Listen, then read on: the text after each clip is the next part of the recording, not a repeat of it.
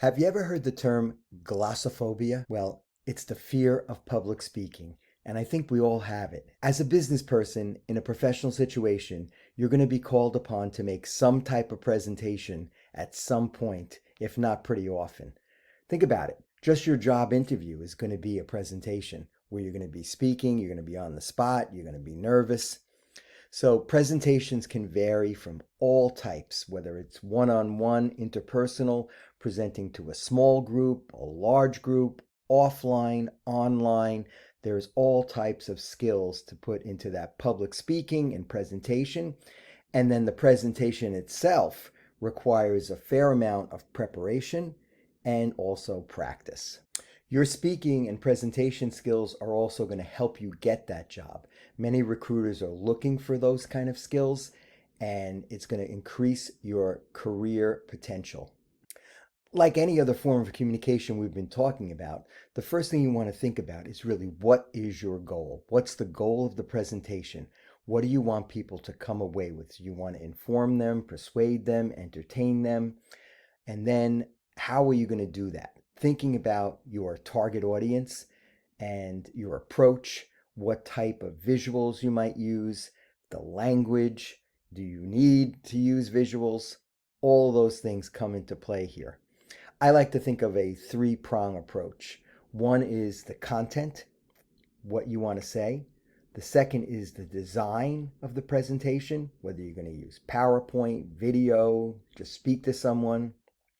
And the third is that delivery, how you're actually going to present. So in this presentation, I really don't know how it's going over with you guys unless you email me back or talk to me about it in some other way. But in a live presentation, I'm looking at certain cues. I'm watching, making sure no one's on their phone or sleeping or, being attentive, certainly, smiling, raising their hands. So there's all types of audiences, and I think the idea is there's a chemistry or a rapport between you and the audience. And you can gauge that rapport and also use it to alter your presentation. Are they being receptive? Or on the other end, are they being hostile? And anywhere in between, like neutral or uninterested. So you have to continually assess that and also adjust your presentation based on that. Again, relating back to the original Ross model of communications, where we have our sender, receiver, noise, shared experience. The idea of analyzing your audience and thinking, what do I need to put into this presentation to reach them? I'm giving a presentation to kindergarten kids, or I'm giving a presentation to dentists, or I'm giving a presentation to senior citizens. I'm obviously going to use a different approach. It may be the same topic. Maybe we're talking about COVID safety. But in one, I'm using cartoons. In another one, I'm using lots of facts and infographics. And in another one, I'm using a certain type of language. So the idea is, again, you've got to analyze that target audience to think about how you're going to approach your presentation. One famous approach of driving your point home is tell them what you're going to tell them, tell them it, and then tell them what you've told them. Starting the presentation might be one of the hardest and most critical parts. What you want to do is have a lot of people may start with a joke. You want to start with an introduction that's going to get people receptive to you. You want to start with your credibility. Why are you here? Why are you the person who's talking to them about this particular topic? What's your expertise? And then how are you going to get them involved? I sometimes use, say, an internet cell phone poll or something like that, where everybody can kind of interact on their phone. And then you want to let them know what your points are. So preview your main points that you're going to go into. You can give them a little bit of an outline up front. Some ways to establish that credibility are things like your demeanor, your dress. Obviously, you want to dress professional, have self-confidence. So this really comes with practice. The idea is you don't want to wing it. You really want to rehearse this. Ways that you can do that are obviously preparing an outline and reading it out loud. I like to recommend recording yourself So this way you can watch it back and see what you're going to look like to an audience. Eye contact is very important. Here I am looking right into my webcam, so it looks like I'm looking at you. If I look at you like this when I give the presentation, that may not go over as well, right? So eye contact is very important. You don't want to be buried in your script. If you're unprepared and you've got to read your notes, that's not going to work. Trying to like read a PowerPoint off the screen, turning around, backing to the audience, you don't want to do that. You certainly don't want to read off the slides or read your presentation. It gives it a very monotone quality. People can read faster than you, so if you're reading directly off a slide, they're going to be way ahead of you, and they're really going to lose interest pretty quickly. A lot of people ask me about the length of a presentation, so it's probably a good idea to keep your presentation 20 minutes or under. People are going to lose attention after that, so you want to have 2 to 4 main points that people are going to come away with. Maybe you need to have a second presentation. So you can use lots of different approaches for a presentation. One might be a timeline where you have a kind of historical chronology. You want to do something like a comparison, us and them, why you should choose our services opposed to the competitors. A classic advertising presentation might be problem solution. So we have this situation where there's a problem, okay, we need to inform people about something and then correct that problem. There might be a journalistic style where you come off as a kind of news person.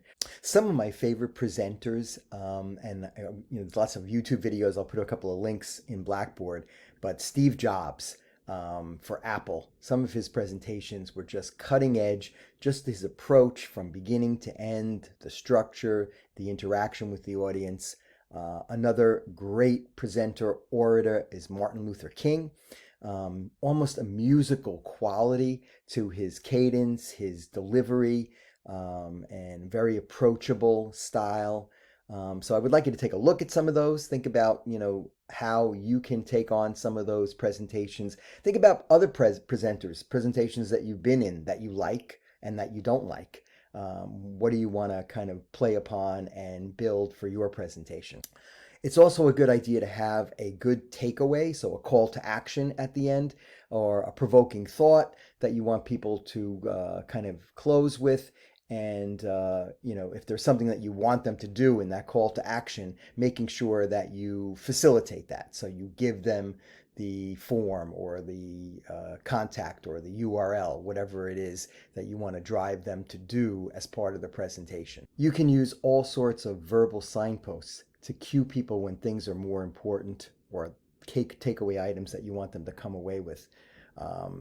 Numbered lists. You could say something like, well, first of all, second, therefore, moreover.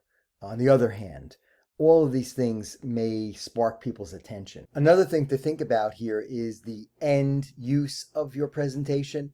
So think about this presentation. I'm designing it so you can watch it on your laptop. You could also watch it on your smartphone. I may make different considerations about that. Maybe I want to use a closer shot if it's going to be on your smartphone because it's going to be a small screen, right? So I'm thinking about the environment where my viewers are actually viewing this. Is it a slideshow for a live presentation where I know I'm going to be able to stop, pause, ask questions, interact with the audience? Or will it be something that's presented, say, on a kiosk where it's self-running or someone can actually jump around on their own, but they can't really interact with the presenter? Is it going to be stored on the cloud? Is it going to be something that people can watch asynchronously on their own? Can it be a PDF? Maybe it can be printed, distributed in different ways. So you're always thinking about that also and how that's going to affect the presentation. When you're designing a presentation, you might want to use some of the professional templates that are already there. If you're in PowerPoint or Keynote or Prezi or Canva, there are professionally designed templates. So what is a template? It's got typically a background kind of setup where there's some type of background image or gradient. It's got a color scheme. So colors are very important to kind of point out what's important. Certain cultures have different ideas about different colors. If I was to put red up, it might mean, warning. If I was to put green up, it might mean financial. You want to have good contrast. So think about your background being bright and then your text being dark, or the way around. The other thing to think about is any type of special effects you use. For instance, animation. In a PowerPoint, animation attracts attention, right? So if I start moving something around, it's going to follow your eye is going to follow it, and it can be a way to also spoon feed the presentation. So instead of putting up 4 bullets and having people reading bullet number 4 while you're talking about bullet number 2, what you want to do is animate those so that they can only see 1 bullet at a time, or they're seeing the bullet animate that you're talking about at that moment. So this way you can focus their attention on what's important. Another way to test this is to actually look at it yourself. So let's say, for instance, I show up early in the presentation room and I put the PowerPoint up and I turn the lights off and turn the projector on, and I can actually see what the presentation looks like. A lot of times I'll recommend something like going to the last row and seeing what it looks like there. Is the font big enough? Are the colors bright enough? Same thing with something that is going to be shown on a smartphone. How does it actually look? Take a look at it first to make sure that everything is registering, everything is visible, and then you may have to go back and make some modification. Another great rule when you're using PowerPoint or a text on the screen type presentation is keep it short. So you don't need to have a full sentence up there. You can easily use a fragmented sentence or even just keywords, and then support that with your delivery and your narration. So we have this rule called the 6x6 rule, which means no more than 6 lines of text, no more than 6 words per line. And that's a good kind of guideline to not overload your PowerPoint presentation with too much text. You don't want to overdo those animations and special effects sounds either. So like if every time you make a slide transition, there's a round of applause. It could be fun the first time, but after a while it becomes predictable monotony. And it can be definitely a distraction from the content of the presentation. So think about those special effects as kind of spices when you're preparing a dish. They can make it really stand out, or they can definitely overpower it. So you don't want to do that. PowerPoint and many other presentation softwares allow you to do an outline kind of format. So that's a really good way to structure your presentation. You can even do an outline in Word, in Microsoft Word, and then translate it right into Microsoft PowerPoint. Insert, and then new slide, outline. And this will allow you to find a Word file that has an outline format, and it'll come in as slides formatted as the destination, whatever you've got in there as far as the template. Just bring it right in there, and then you'll be able to add your visuals after that. So a lot of times you might be thinking about the structure of your presentation. It's really good to just use a word processor to kind of outline what you want to say in the presentation and structure it. Then you can do all the word processor things like cut and paste and correct and whatever, and then you bring it into the actual presentation software. So you always want to review your presentation before you finalize it, and look for things like spelling errors, grammatical errors, look at the slide order, try to delete anything that you think is extra fluff, and fine tune it, be concise, be clear. And then you can think about ways to distribute it too. If you look at PowerPoint, for instance, there's all types of export and save as options. For instance, you could save your PowerPoint as a video, and it becomes complete with narration, and it's able to be uploaded to YouTube, and you don't have to be there to present. People don't need PowerPoint when they look at your presentation. It just becomes very easy to communicate that way. File export command. You can see a variety of multimedia formats here. You can export it as a PDF, which makes it really portable, and you don't need PowerPoint. 2 movie formats here, great for social media platforms. And then you can export each slide as a graphic element, make a PNG or a TIFF file, and you can certainly use these for other types of communications. You can also go to File, cancel this first. Go to File, Save As, and here you can see other various PowerPoint outputs to save your file. So exporting it is just as important as importing and editing the file. So to sum up a kind of sequence, you might want to start with a good outline, looking at your content, your objectives, your target audience, where your presentation is going to be delivered and how it's going to be delivered. Then think about your design. So what is the background? What is the color scheme? What are the fonts you're going to use? What are the sizes? And then think about images. Video is always really good. Clips, but also stock images or still images can work. It's always nice to create your own images if you can. So this way you can really customize it to your audience. Other graphics, for instance, Smart Art in PowerPoint is a very useful tool.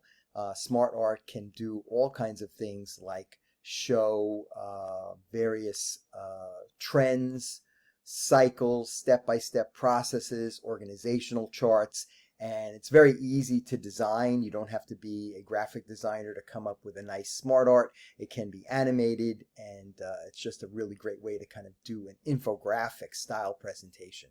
We'll go to Insert and then Smart Art, and you see you have various templates here that illustrate all types of flows. You might want to do something like, what are the 3 stages of production? You can say right here, fill this in as pre-production, production, and post-production. And you can even add animations, so these come in one at a time, or images to them. It's just a great way to illustrate a point. The next thing you want to do is review your presentation, add any kind of special effects in there, like animations and graphic effects, then create hyperlinks so that people can visit call to actions, and then fine-tune your presentation for its actual delivery. Probably a good idea to move it online so that you can access it from anywhere. You don't have to worry about things like, oh, I forgot, the USB drive, or, you can go into a seminar room. As long as you have internet, you can pull your presentation down off the cloud and you're ready to go. It's also good to save it in different formats. So again, you might walk into a presentation and the technician tells you, oh, we don't have PowerPoint. So you've got a video version that you've saved and you're ready to go. Let's think about delivering the presentation. I think one of the key things here is to practice, practice, practice. You don't want to memorize it. You don't want to read it. So the idea is to kind of be able to be so familiar with the material that you can just kind of ad-lib it. The idea is that you've done this before, you know the material well enough, so you're going to be comfortable kind of delivering it in a more casual and conversational style. You could also, start reading off the slide, and I talked about how that would really put people to sleep. So some people can get really panicky. You can have stage fright or performance anxiety, or kind of like freeze up.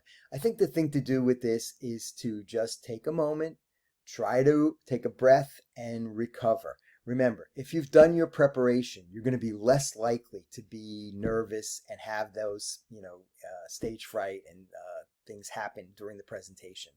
It's a good idea to look at someone who's smiling, look for a friendly face in the audience, to, make yourself comfortable. But I think the bottom line is that if you're prepared, you're not going to run into those problems. Rehearse it over and over again so that you can kind of really master it. Another technique that I use is I'll rehearse it and record myself, put it on my phone, and then I can listen to it, say on the train, on the way to the presentation, and it's almost like just playing in the background while you're giving the presentation. Other things you can do are just centering yourself. Deep breathing is really good for a couple of things. Taking a couple of deep breaths before the presentation will give you extra oxygen, which means extra energy, extra alertness. It also helps you just kind of balance and meditate for a moment where you are centering yourself on the task at hand. And it also helps your delivery. So for instance, standing, not standing behind the podium, moving around the room to interact with the audience. Sitting folds up your diaphragm, and it may make it harder to project and articulate. So by taking some deep breaths and speaking from the diaphragm, it allows you to project your voice. You may not need the microphone. Another technique that I often use is think about the person who's the furthest away in the presentation and speak to them. Not always to them, but the idea is you want to be loud enough and project your voice enough so that that person can hear you well enough, and this way everybody else who's closer will certainly be able to hear you. Have some water on hand is a good idea. It'll just help you to stay hydrated, and a lot of times when you're speaking, your mouth gets dry, you don't want to cough or something like that during the presentation. So make mistakes and just recover from them. Don't go crazy. Don't let a mistake dwell where, you start to snowball and stumble even more. Just try to put it behind you and move on to the next thing. Remember, you've done your homework, you're prepared, you can rely on the structure of your presentation, you're going to be fine. In a presentation situation, it's also a really good idea to show up early. So this way you can meet the technician if you have one, check the equipment, run your show, make sure that everything is happening, have a plan B. So again, the PowerPoint's not working. Hey, I've got visuals. I can hand them out. I've got printed versions. I've got the cloud version. I've got the video version. So, think about something called Murphy's Law. Anything that can go wrong will. So how are you going to adjust to that? The microphone's not working. The projector's not working. Someone is being hostile in the audience. So all those things are really important, and they can save you in the event of something not going as well as you had hoped. It's a good idea to greet the audience too when they come in. So again, if you show up late and you walk in and the audience is all sitting there waiting for you, you're going to be more likely to start stumbling. So the idea of showing up early, making sure you've got your show all set up, now you can relax, do some stress reduction, do some deep breathing, center yourself, and as people come in, you can greet them. It's a good idea to think about handouts. I generally don't recommend giving out handouts in the beginning. Maybe someone wants to take notes on something. For instance, you can print the PowerPoint storyboard file, print, and you can see that this is a 51-page PowerPoint, so I don't want to print 51 full screen slides. That would be very uneconomical, right? So if you go to layout over here, you can see various other formats, especially for handouts. So you might want to be sustainable and go for 9 slides per page, and you'll get this kind of storyboard view. There are other storyboard views too. You can even do one that's just like a video storyboard where you could have your dialogue and music over here and then your thumbnails on the side. This is very great way to kind of give your audience something to take away with. You can have your branded URL down here in the footer, your logo, other information that would be a great takeaway for people to take back and share with their organization. You can print an outline version from PowerPoint. The thing about handouts is you have to be careful that they're not distracting, that people are not kind of like ruffling through them, playing with them, things like that. So a lot of times you may want to reserve giving out those for the last minute. So when the presentation is over, you tell people, and as you take away, you can have an outline of my presentation. It includes my contact information, my website, and any other, support information.